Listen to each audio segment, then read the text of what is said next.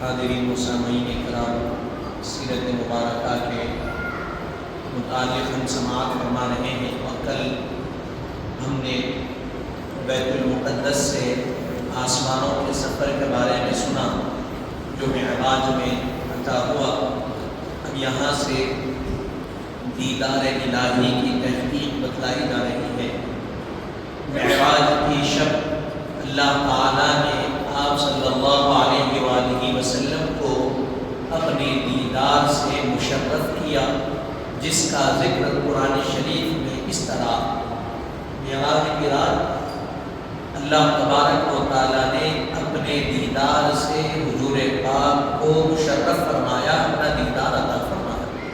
اس کا شرف، اس کا ذکر قرآن شریف میں کچھ اس طرح ہے، فرمایا گیا: ما کذب الفؤاد ما رأى، انہوں نے جو مشاہدہ کیا دل نے اسے نہیں جھٹلایا۔ لقد رأى من آیات ربه الکبریٰ، بے شک انہوں نے اپنے رب کی نشانیوں میں سے سب سے بڑی نشانی جلوہ حق کا مشاہدہ کیا۔ پہلی آیت میں سورہ نجم کی آیتیں ہیں۔ پہلی آیت میں کہا گیا انہوں نے جو مشاہدہ کیا دل نے اسے نہیں جھٹلایا، یعنی حضور نے جو مشاہدہ کیا کبھی اس کو دل نے نہیں جھٹلایا۔ اور بے شک حضور پاک علیہ السلام نے اپنے رب کی نشانیوں میں سے سب سے بڑی نشانی جلوہ حق کا مشاہدہ کیا، یعنی اللہ تعالیٰ۔ اب اس کے بعد کتاب الشریف میں قاضی عیاض رحمۃ اللہ علیہ لکھتے ہیں، بہت سے صحابہ کرام رضوان اللہ علیہم اجمعین اور تابعین عظام یہ فرماتے ہیں کہ حضرت نبی کریم صلی اللہ علیہ وسلم نے سر کی آنکھوں سے اللہ تعالیٰ کا دیدار کیا۔ قاضی عیاض رحمۃ اللہ علیہ، عیاض مالکی، ان کی مشہور کتاب ہے الشفاء لحقوق المصطفیٰ، مشہور کتاب ہے سیرت کی، بہترین مصنف ہے۔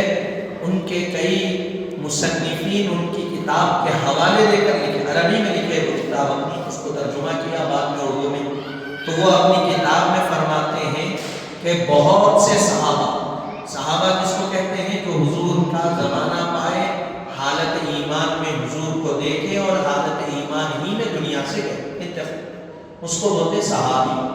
تو بہت سے صحابہ اور تابعین کس کو کہتے ہیں؟ جو ایمان کی حالت میں صحابی کو دیکھے، صحابی سے ملاقات کرے اور اسی حالت میں دنیا میں جائے، اس کو بولتے تابعی۔ صحابی پوری امت میں سب سے بڑا درجہ، نبی کا تو درجہ وہ ماورا ہے، وہ تو خیال اور تصور میں ملے، پوری امت میں سب سے بڑا درجہ صحابہ کا، پھر صحابہ کے بعد تابعین یعنی جنہوں نے صحابہ کو دیکھا، پھر اس کے بعد آتے ہیں تابعین کو جنہوں نے تابعین کو دیکھا۔ یہ حضور نے فرمایا بہترین زمانہ کیا ہے؟ میرا زمانہ، پھر مجھ سے ملا ہوا زمانہ، پھر اس کے بعد کا زمانہ، یعنی حضور کا زمانہ بہترین، پھر صحابہ کا، پھر تابعین کا، اور یہ ذہن میں رکھیے۔ تو کیا فرمایا گیا؟ صحابہ کرام اور تابعین، کئی صحابہ اور کئی تابعین نے کہا کہ حضور نے سر کی آنکھوں سے اللہ تعالیٰ کا دیدار فرمایا۔ اب فرما رہے ہیں کون ہے وہ صحابہ، ہم یہاں بتلا رہے ہیں۔ حضرت عبداللہ بن عباس رضی اللہ عنہما فرماتے ہیں کہ بے شک حضرت محمد صلی اللہ علیہ وسلم نے اپنے رب کا 2 مرتبہ دیدار کیا۔ حضرت عبداللہ بن عباس یہ صحابی، ان کے والد بھی صحابی، یہ بھی صحابی، تو کہہ رہے ہیں حضور پاک نے 2 مرتبہ سر کی آنکھوں سے اللہ کا دیدار کیا۔ پھر اس کے بعد کہہ رہے ہیں حضرت ابن عباس رضی اللہ عنہما نے حضرت کعب سے مقام عرفہ میں ملاقات کی، تو انہوں نے ایک چیز کے بارے میں سوال کیا۔ حضرت کعب نے اتنا بلند نعرہ تکبیر لگایا کہ پہاڑ کی چوٹی ہل پڑی۔ حضرت ابن عباس نے فرمایا بے شک ہم بنو ہاشم سادات ہیں، تو حضرت کعب نے فرمایا اللہ تعالیٰ نے اپنی رویت اور کلام کو حضرت محمد صلی اللہ علیہ وسلم اور حضرت موسیٰ کے درمیان تقسیم کیا، حضرت سیدنا موسیٰ نے 2 مرتبہ ہی کلامی سے مشرف ہوئے اور حضرت نبی کریم صلی اللہ علیہ وسلم 2 مرتبہ رب کے دیدار سے مشرف۔ حضرت کعب فرما رہے ہیں اللہ نے اپنی رویت اور کلام 2 چیزوں میں تقسیم کیا، تو 2 مرتبہ حضرت موسیٰ نے کلام فرمایا اور 2 مرتبہ حضور پاک نے اللہ تعالیٰ کا دیدار فرمایا۔ یہ بہت بڑا مقام، دنیا میں حضور کے علاوہ نہ دنیا میں نہ کسی اور مقام، حضور کے علاوہ کسی نے اللہ کا دیدار نہیں کیا، کسی نے نہیں کیا۔ حضرت موسیٰ چاہتے تھے کہ دیدار کریں، کلام کرتے تھے، کلیم اللہ تھے، ربی ارینی انظر الیک، مولا میں تجھے دیکھنا چاہتا ہوں، پائش کیے، کہا گیا اللہ اے موسیٰ تم طاقت نہیں رکھتے ہم کو دیکھنے کی، لیکن اصرار کیا گیا تو حال یہ ہوا اللہ نے تجلی ڈالی تو کوہ طور پہاڑ جا کر ذرہ ذرہ سورما کی طرح وہ پہاڑ بن گیا، اور کتابوں میں بتایا گیا حضرت موسیٰ بے ہوش ہو گئے اور ان کے اطراف جتنے حیوان تھے، جانور تھے، وہ سارے کے سارے مر گئے وقت ہی میں ایک تجلی کے آگے۔ حضور پاک نے اپنی سر کی آنکھوں سے تجلی کا بھی بنفس نفیس ذات خدا بندی کا حضور نے دیدار، اللہ تعالیٰ کا دیدار حضور نے دیا۔ اب فرما رہے ہیں آگے حضرت سیدنا معاذ بن جبل رضی اللہ عنہ فرماتے ہیں کہ حضور نبی کریم صلی اللہ علیہ وسلم نے فرمایا میں اپنے رب کا دیدار کیا۔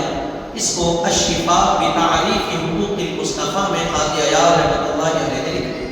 پھر اس کے بعد حضرت عبداللہ بن شقیق رضی اللہ عنہ نے فرمایا کہ میں نے حضرت ابو ذر غفاری رضی اللہ عنہ سے سنا، عرض کیا اگر مجھے رسول اللہ صلی اللہ علیہ وسلم کے دیدار کی سعادت حاصل ہوتی تو ضرور آپ سے دریافت کرتا۔ انہوں نے فرمایا تم کس چیز کے متعلق دریافت کرتے؟ حضرت عبداللہ بن شقیق رضی اللہ عنہ نے فرمایا عرض کیا کہ میں نبی کریم صلی اللہ علیہ وسلم سے دریافت کرتا کہ کیا آپ نے اپنے رب کا دیدار کیا؟ تو حضرت ابو ذر غفاری رضی اللہ عنہ نے فرمایا میں نے رسول اللہ صلی اللہ علیہ وآلہ وسلم سے اس سلسلے میں دریافت کیا تھا تو آپ نے فرمایا میں نے نور حق کو دیکھا ہے۔ حضرت شقیق عبداللہ بن شقیق یہ تابعی ہے، ان کی ملاقات ہوئی حضرت ابو ذر غفاری رضی اللہ عنہ، وہ صحابی۔ حضرت عبداللہ بن شقیق کہتے ہیں اگر میری ملاقات حضور سے ہوتی تو میں حضور سے دریافت کرتا نبی آخر الزمان سے کہ کیا آپ نے اللہ کو دیکھا ہے؟ تو حضرت ابو ذر غفاری رضی اللہ عنہ نے کہا یہ سوال میں نے حضور سے کیا، میں نے حضور سے دریافت کیا کہ یا رسول اللہ آپ نے اللہ کو دیکھا ہے؟ حضور نے فرمایا ہاں میں نے اللہ کا دیدار کیا ہے۔ اس کا حوالہ کیا ہے؟ صحیح مسلم حدیث کی کتاب، معتبر کتاب، اور جو حدیث کا فن جانتے ہیں وہ ان کو معلوم ہے کہ مسلم کا مقام کیا ہے۔ مسلم شریف صحیح مسلم صرف مسلم نے صحیح یعنی اس کی جتنی احادیث ہیں وہ صحیح، تو یہ جو حدیث ہے اللہ کا دیدار کرنے کی حدیث میں کیا ہوئی؟ صحیح حدیث ہوئی۔ اس کتاب کا نام ہی صحیح مسلم ہے، صحیح مسلم میں کوئی ضعیف حدیث نہیں ہے، صحیح مسلم میں صحیح حدیث، صحیح بخاری میں صحیح احادیث، کیونکہ نام ہی صحیح رکھ دیا گیا اس کو، تو بہرحال صحیح مسلم کی حدیث ہوا ہے۔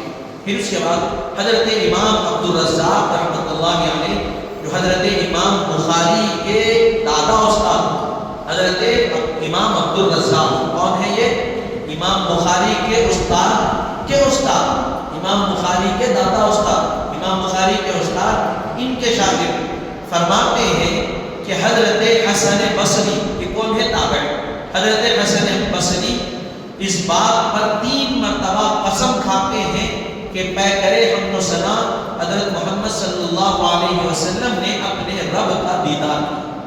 حضرت حسن بصری نے 3 مرتبہ اللہ کی قسم کھائی، واللہ واللہ واللہ، میں اللہ کی قسم کھا کر کہتا ہوں، میں اللہ کی قسم کھا کر کہتا ہوں، میں اللہ کی قسم کھا کر کہتا ہوں، نبی آخر الزمان محمد رسول اللہ صلی اللہ علیہ وسلم نے اپنے رب کا دیدار کیا اس کو تفسیر عبدالرزاق میں لکھا گیا۔ تو یہ کون ہے؟ امام بخاری کے دادا استاد۔ تو یہ ذہن میں رکھنا، بخاری کی رٹ لگانے سے نہیں ہوتا، ان کے استاد کو بھی دیکھیے۔ پھر اس کے بعد حضرت امام احمد بن حنبل، یہ کون ہے؟ فقہی امام ہے، با اعتبار فقہ کے امام ہیں، یہ بھی جیسے امام اعظم ہے، امام شافعی ہے، امام مالک ہے، اسی طرح امام احمد بن حنبل فقہ حنبلیہ کے امام۔ ان سے پوچھا گیا کہ کیا محمد رسول اللہ صلی اللہ علیہ وسلم نے اپنے رب کو دیکھا ہے؟ تو آپ نے فرمایا آپ صلی اللہ علیہ وسلم نے اپنے رب کو دیکھا ہے، دیکھا ہے، دیکھا ہے۔ یہ کلمات آپ اتنے مرتبہ فرماتے گئے، اتنے مرتبہ کہ آپ کی سانس رک گئی جب تک کہا کہ دیکھا ہے، دیکھا ہے، دیکھا ہے، بولتے گیا۔ امام احمد بن حنبل کا بھی یہ عقیدہ ہے کہ حضور نے اللہ کا دیدار کیا۔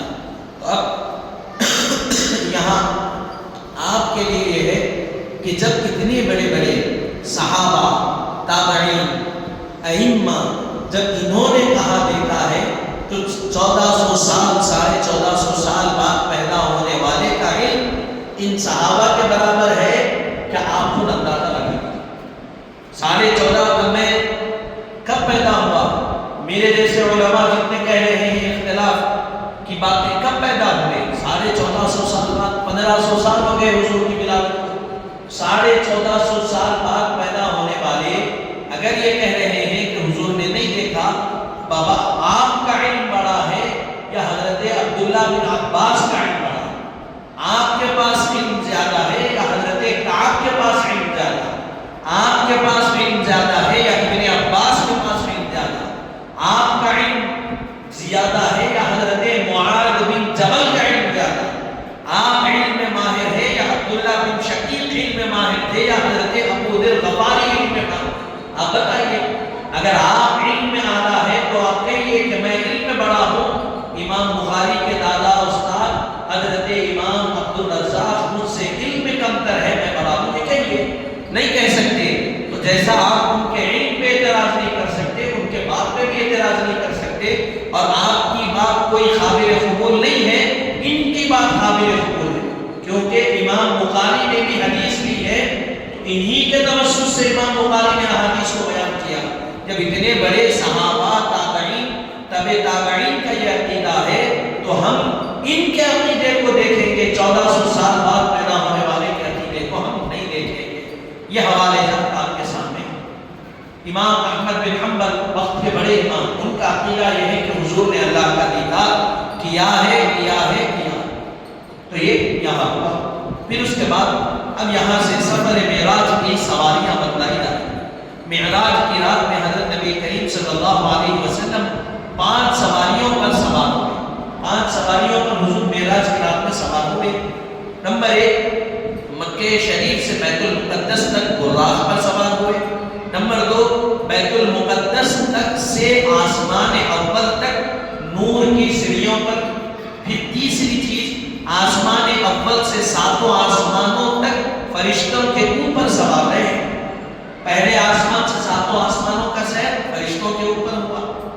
پھر 7ویں آسمان سے سدرۃ المنتہا تک کا سفر حضرت جبرائیل کے بازوؤں پر ہوا۔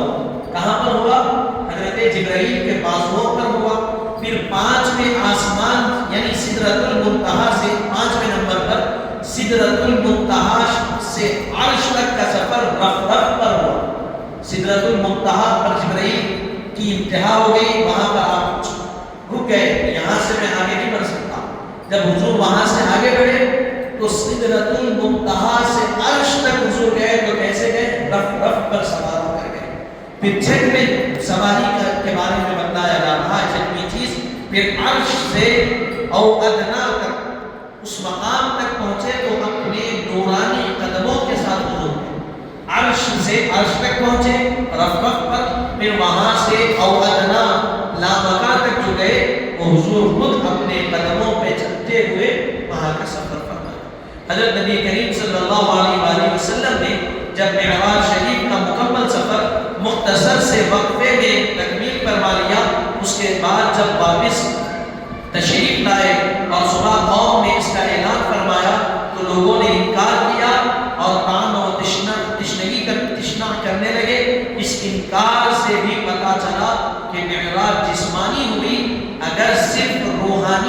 معراج ہوتی یا خواب کی معراج کی بات ہوتی تو لوگ انکار نہیں کرتے۔ حضور سفر معراج کر کے واپس آئے، دوسرے دن لوگوں کے سامنے حضور نے واقعہ بیان کیا پوری بات، اس کے بعد انکار کیے قریش کے لوگ۔ تو انکار کرنا یہ بتا رہا ہے حضور جسم اور روح دونوں کے ساتھ ہیں۔ اگر حضور بولتے میں خواب میں یہ دیکھا تو کوئی انکار نہیں کرتا، میں خواب میں مکے کو دیکھا میں بولا تو کوئی انکار ہو گئی، اللہ تعالیٰ چاہا تو دکھا سکتا، میں خواب میں جنت دیکھا اللہ دکھا سکتا، میں خواب میں مدینہ چلے گیا اللہ دکھا سکتا، کوئی کسی کی کیسی نظر، میں خواب میں آسٹریلیا چلے گیا جا سکتے، آپ خواب میں کہیں بھی جا سکتے، خواب ہے وہ کوئی مقید نہیں ہے، آپ کہیں بھی جا سکتے، خواب میں ہوا میں اڑ سکتا ہے انسان، خواب میں پانی کی تہ میں جا سکتا، انکار نہیں ہے اس کا، کوئی انکار نہیں کرتا۔ اگر کوئی بولا میں جسم کے ساتھ ہوا میں اڑا تو لوگ بولتے دیوانی باتیں کرتے، انکار ہوتا، کیوں ناقابل یہ کیا واقعہ، ایسی بات اگر کوئی کرے تو ایسا کیسے ہو سکتا، یہ سوال پیدا ہوگا۔ تو قریش کا اعتراض بتا رہا ہے حضور جو معراج پہ گئے وہ خواب میں نہیں گئے، روح کی نہیں ہوئی بلکہ جسم کی بھی ہوئی روح کی بھی ہوئی، اسی لیے قریش کیا کرے اس کا انکار کرے۔ ایسا کر سکتا کوئی ایک انسان، کوئی ایک بندہ رات کے مختصر سے حصے میں اپنے گھر سے اٹھنا، بیت المقدس جانا، گھر سے یعنی کعبے سے بیت المقدس کا سفر ہی کئی دنوں کا سفر ہے، وہ کئی میل کی مسافت پر ہے، گھوڑے پر سوار ہوئے تو کئی دن لگیں گے جانے کے لیے، آج کی طرح ہوائی جہاز نہیں، ہوائی جہاز میں بھی گئے تو 1 گھنٹہ 2 گھنٹے تو لگیں گے۔ حضور کا سفر کا وقت بتلایا گیا، آپ جب نکلے مکے سے بیت المقدس بھی گئے، وہاں سے 7 آسمانوں گئے، انبیاء سے ملاقاتیں ہوئی، جنت کا مشاہدہ ہوا، دوزخ کو دیکھا، تمام عذاب کیوں ہو رہا ہے یہ سب ہوا، سدرۃ المنتہا گئے، وہاں سے عرش پر پہنچے، وہاں سے او ادنا مقام او ادنا تک پہنچے، پھر وہاں اللہ سے ملاقات ہوئی، راز و نیاز کی باتیں ہوئی، پھر نماز کا تحفہ ملا، پھر واپس آئے، پھر حضور کیا فرمایا میں کتنی دیر میں واپس آیا، میں جس بستر سے اٹھا تھا سفر کے ختم کرنے کے بعد ابھی بستر کی گرماہٹ بھی ختم نہیں ہوئی، اور میں جب دروازہ کھولا وہ زنجیر ہل رہی تھی، وہ زنجیر ہلنا بھی ختم نہیں ہوئی تھی، اتنی دیر میں سفر پورا ہو گیا۔ وہ یہ یقین کر سکتے نہیں کر سکتے، تو یہ اسی لیے کہا گیا، اسی کو معجزہ کہا جاتا ہے، یہ اللہ کی قدرت ہے، انسان کے بس کی بات نہیں ہے یہ کرنا، اللہ تعالیٰ نے کرایا وہ ہو گیا، وہ کرانے والی ذات اللہ کی، کرنے والی ذات رسول اللہ کی، یقینی طور پر ہوگا۔ اب اس میں کوئی انکار کا، اعتراض کا، شک کا کوئی گنجائش، کوئی ایک طریقے سے ذریعہ بھی باقی نہیں رہنا چاہیے، کیونکہ قرآن سے ثابت ہے اگر اس کا انکار ہوا تو در پردہ قرآن کا انکار ہو رہا ہے، احادیث کا انکار، صحابہ کی قول کا انکار۔ اب سوچئے آپ انکار کر رہے ہیں تو ایک ہی وقت میں کس کس کا انکار ہو رہا ہے۔ پھر اس کے بعد اب یہاں معراج ہی میں کیا ہوا، فرضیت نماز، معراج کی شب اللہ تعالیٰ نے حضرت نبی کریم صلی اللہ علیہ وسلم کو جو تحفے عطا فرمائے ان میں سے عظیم اور بابرکت تحفہ ایک تحفہ نماز کا تحفہ، بہت سارے تحفے ملے اس میں ایک تحفہ نماز کا ہے۔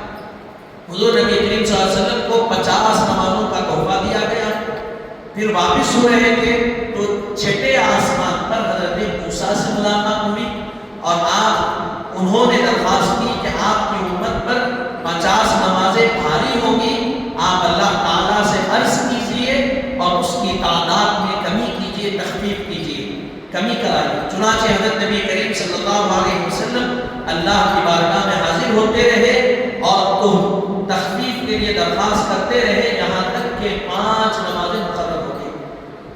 45 نمازیں حضور نے کیا کرائی، کم کرا دی، 5 نمازیں باقی رہی۔ ایک مرتبہ حضور گئے، اللہ کی مرضی سے گئے معراج میں، یہ بھی سوچو آپ، سنو، 6 آسمان سے، اور میں کل کیا کہا، یہاں سے پہلے آسمان تک کتنی بلندی ہے، پہلے آسمان سے دوسرے تک بھی اتنی بلندی، پھر دوسرے سے تیسرے تک، چوتھے سے 7ویں تک، پھر 7ویں آسمان سے سدرۃ المنتہا، پھر سدرۃ المنتہا سے آگے بڑھتے ہوئے لوح قلم عرش کرسی، پھر اس کے بعد مقام او ادنا جہاں اللہ تعالیٰ رہتا ہے اکثر و بیشتر، لا تو ہر جگہ رہتا ہے، محدود نہیں ہے، لیکن ایک مقام بتایا گیا جس کو لامکان کہتے ہیں۔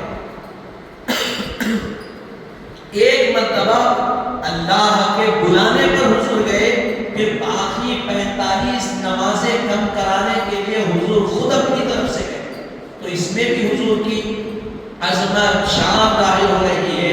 ایک مرتبہ اللہ بلایا تب گئے، پھر اس کے بعد اپنی مرضی سے حضور 45 نمازیں کم کرانے کے لیے آسمان پر گئے۔